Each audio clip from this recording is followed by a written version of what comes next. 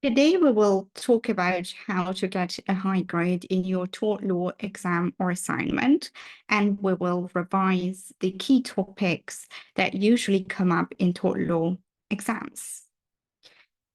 I'm Nini, I'm founder of Simple Studying. I have LLB and LLM degrees from City University of London. I've got high to 1 in first class grades in my assessments in law school, and then I built Simple Studying to help law students get high grades. We are building AI-powered higher education and career building tool, all in one platform for UK and US university students to get high grades and build successful careers. Currently, it's only for legal education in England and Wales, but we're going to expand and add all the higher education areas as well as launch for US universities as well. It will happen in the next few months. We have already 25,000 registered customers in the UK. That's like 25% of total law students in the country. 90% of our regular customers report to have got a first class after using our premium membership and at least 6 hours of tutoring per module.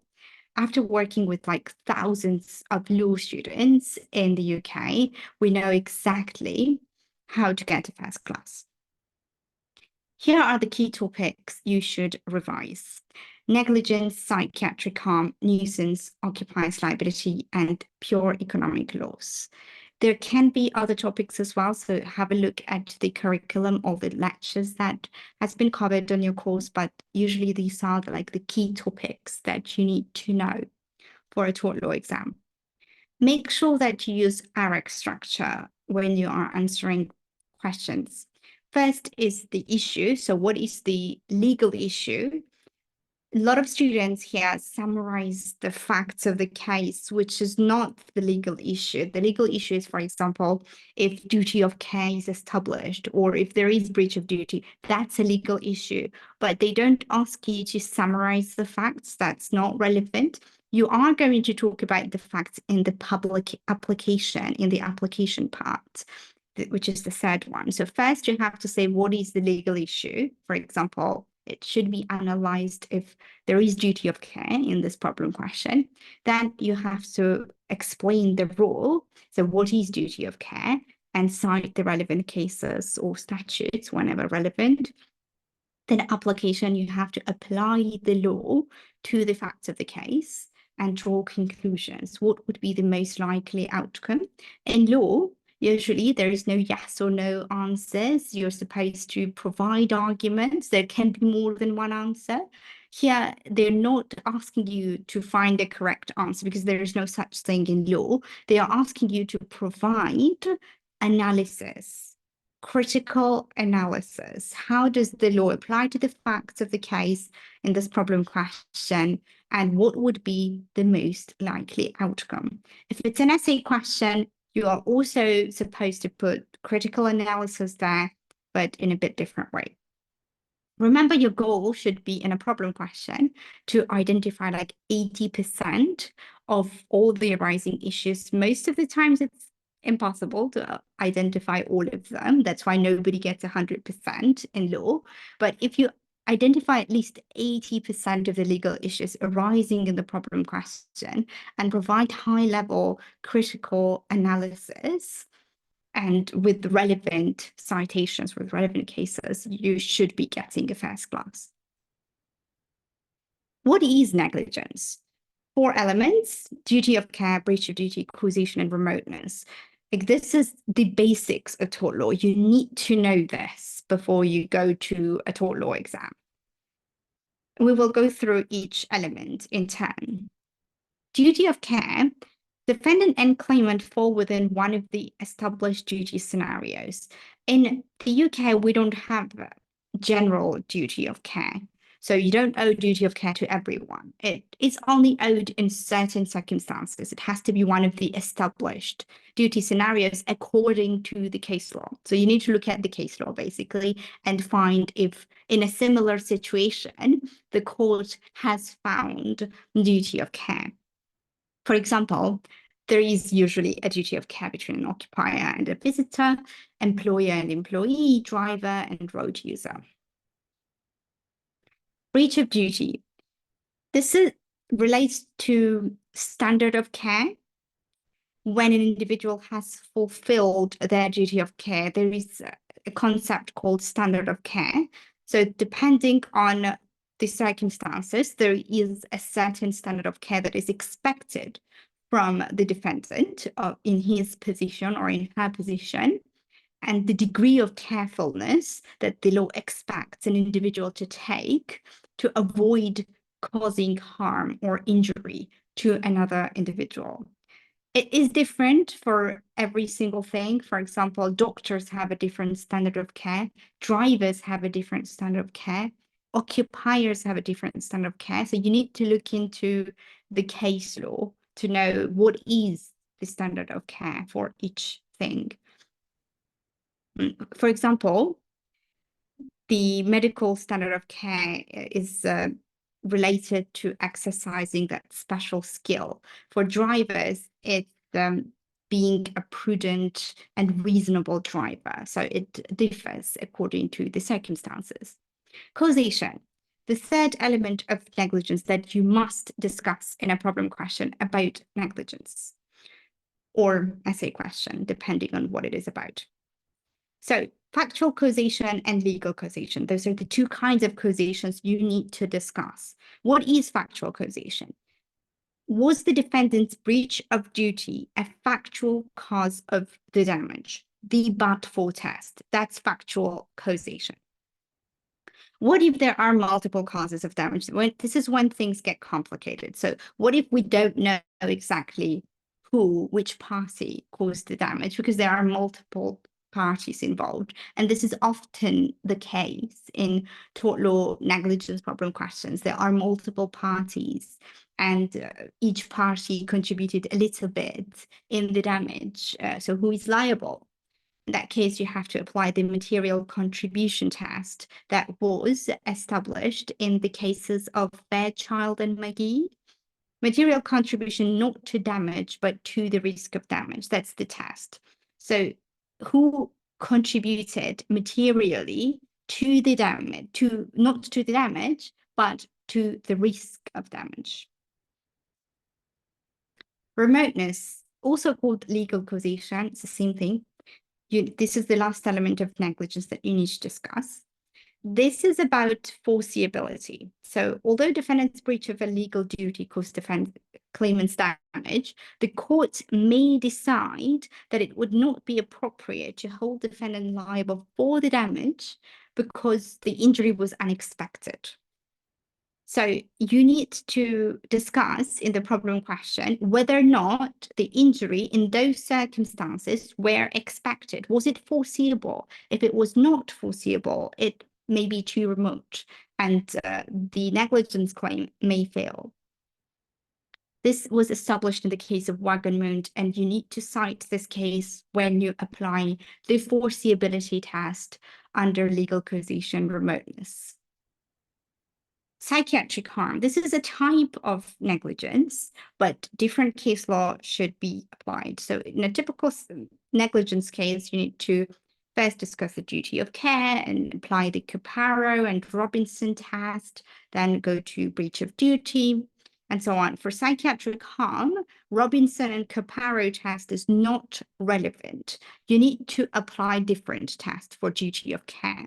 For psychiatric harm, there are two kinds of victims. There is a primary victim and there is secondary victim. The first thing you need to do is, before even going to primary or secondary victims, recognize psychiatric illness. Discuss if it's a recognized psychiatric illness. The law, at least the English law, does not compensate for being sad. So if someone is sad as a result of an accident, there is no compensation. It has to be a recognized psychiatric illness. For example, a post-traumatic stress disorder or depression, some kind of recognized psychiatric illness. Just for being sad, there is no compensation. So first you establish if there is a recognized psychiatric illness. and apply the case of McLaughlin versus O'Brien. The second thing you need to discuss is if it's a primary victim or secondary victim. Primary victim is the one who is in physical danger during the accident, like physically endangered, whereas secondary victim is a bystander, someone who witnessed the accident or its immediate aftermath. Causation and remoteness should be applied to after the discussion of primary and secondary victim. There are different cases you need to apply for primary and secondary victims.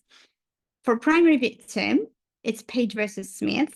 For secondary victim, there is Alcock case, and you need to apply the Alcock test, the three-stage test of Alcock. First, category of relationship, second, physical proximity, and third, shocking event. So basically what it means is that firstly, if it's a secondary victim claim, so the person was not directly involved in the accident, but saw it, witnessed it, the accident or its immediate aftermath, possibly there is a secondary victim claim, but these three things must be established. Category of relationship. So the victim, the primary victim, must be either a spouse, parent, or child of the secondary victim. Most of the times it should be either of these three, but the court has not completely ruled out the possibility of including other people as well, such as, for example, girlfriends or siblings. But usually it should be these three. It's unlikely that court includes any other person in case of secondary victim. Second is physical proximity. So this secondary victim must be physically close to the accident or its immediate aftermath. And it must be some kind of a shocking event. Nuisance, another topic that you need to know before you go to your tort law exam.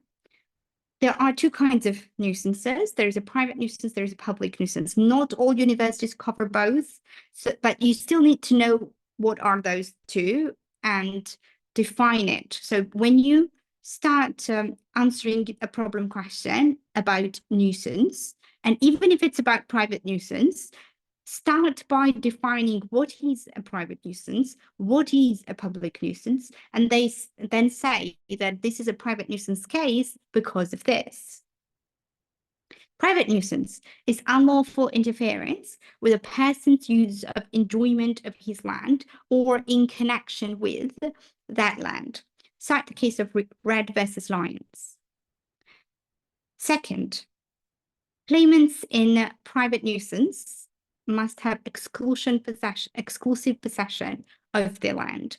So this is another requirement for private nuisance claim, that there must be exclusive possession. Unreasonable use of land, considering neighborhood character, claimant sensitivities, nuisance duration, potential public benefit, defendant's malicious behavior. Those are all the things you need to address in a problem question about private nuisance. So first, does the claimant have exclusive possession? Which means, if you don't know what is exclusive possession, I can define it now. Exclusive possession is being able to exclude everyone from the property, including the landlord. And second, unreasonable use of land. So if basically what this means is that the courts will consider what kind of neighborhood it is. So if it's a countryside, the expectations are different. It's not expected to be very noisy, but if it's in the middle of the city, it is expected to be noisy. So noise complaints will most likely not succeed, because basically it's considered that if someone chooses to live in the middle of a big city, they accept the noise and they cannot sue for it. But if someone decides to live outside of a big city in a countryside, they expect more quiet environment, and those things will be considered in a private nuisance claim. Claimant sensitivity. So if the claimant is unreasonably sensitive, has some, they could have some conditions, and as a result of which the nuisance affects this particular claimant more than it would affect an ordinary person. Nuisance duration, for how long has the nuisance been going on? Potential public benefit. So if there is any kind of benefit for the public. For example, if there is construction going on, it can be noisy and people may sue for private nuisance. But there is a public benefit. For example, this construction is a commercial building and it will lead to creation of a lot of jobs and wealth creation. So there is a public benefit for this construction. So therefore, any noise complaints and private nuisance claim because of this, or the damage caused, the noise caused by the construction, may be ignored. Defendant's malicious behavior. So if there is any malicious behavior, this will also be considered in a private nuisance claim. So if you have a private nuisance problem question, what you need to do is basically answer all these things, talk about every single one in a different paragraph, and cite the relevant cases. Occupier's liability, another very big topic you need to know. Duty of care is owed by occupiers of premises to other people on those premises. Duty of care to lawful visitors is governed by Occupier's Liability Act 1957. So the first thing you need to argue is whether or not the claimant in this case is a lawful visitor or unlawful visitor, because there are different statutes that applies. Unlawful visitor means trespasser. If it's a trespasser, then Occupier's Liability Act 1984 must be applied. Who is an occupier? Define it. Who is a visitor? Define, but the legal definition, obviously. Are they lawful or unlawful visitor? According to the statute, define what is a lawful visitor, what is an unlawful visitor, and then apply it to the facts of the case and conclude whether or not the claimant in this problem question that you are given is a lawful visitor or an unlawful visitor. Discuss standard of care if it was breached. Analyze warnings, if any. So what is the standard of care in this scenario? And are there any warnings? Like if there is a warning, for example, there is a wet floor, or don't enter this, don't open this door or something. Like if there is a warning, it can discharge the liability. It can avoid the liability. Pure economic loss. This is not a big topic, but I've seen many times it comes up in a problem question and on tort law exams. Sometimes it's mixed with other questions, so it's not a separate standalone question, but it's mixed with others. So definitely it's something that you should revise. Economic loss unrelated to any personal or property damage. So if this is basically purely economic loss, something that has nothing to do with personal or property damage. It's usually as a result of negligent advice. So someone received a negligent advice and as a result, they suffered financial loss. You have to apply the Hadley-Burn criteria in this case. So what is Hadley-Burn criteria? First, voluntary assumption of responsibility. Second, a reasonable reliance. Third, defendant had special skill or knowledge. And fourth, the result was reasonably foreseeable. You should read our notes to learn more about all these topics, because there are a lot of details and there are cases under every single category. Like under all this 4 criteria, there are separate cases you need to know about if you are answering a problem question about this. So definitely read our notes. All the information is there. For a first class in tort law, or if you want to pass this reset, first thing you need to do is you have to study with our materials. We have summarized everything that you need to know for successfully passing tort law resit. Duty of care, breach of duty, everything is summarized. So instead of reading thousands of pages in overcomplicated law textbooks, you can read very condensed, short, oversimplified study materials that we have created. that is specifically designed to help you get high grades. Then you can get one-to-one tutoring. If you don't have much time, you really, really need to talk to our tutors. So you get one-to-one class where the tutor will help you understand how to answer problem and essay questions and help you practice. Practice is the best thing. You don't need to just know all these things, like what is duty of care, breach of duty. Just the knowledge is not enough. It's just like 50% of the work. You need to be able to answer problem and essay questions, and that takes practice. So that's why you need to have one-to-one tutoring. So one of our tutors can help you practice answering problem and essay questions.